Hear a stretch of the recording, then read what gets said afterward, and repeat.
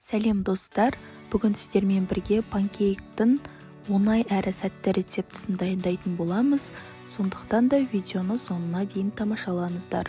Алдымен жұмыртқа мен қантты араластырамыз, кейін оған жылы сүтімізді құйып, тағы да жақсылап араластыратын боламыз.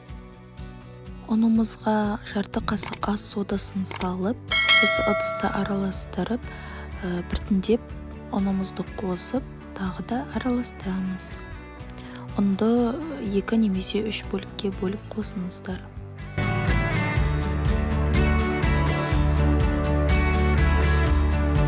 Ұнды жақсылап араластырып болғаннан кейін бөлме температурасында тұрған сары майды саламыз.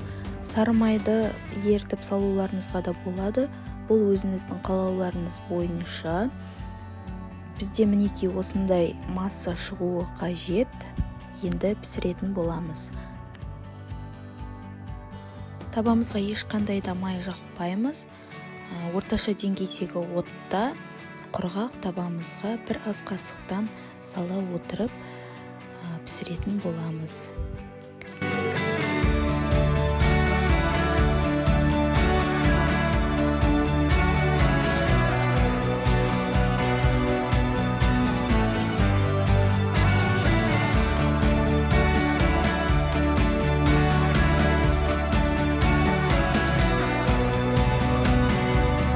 Панкейктердің піскенін білу үшін байқасаңыздар, бұл жерде тесіктер, көпіршіктер пайда болған.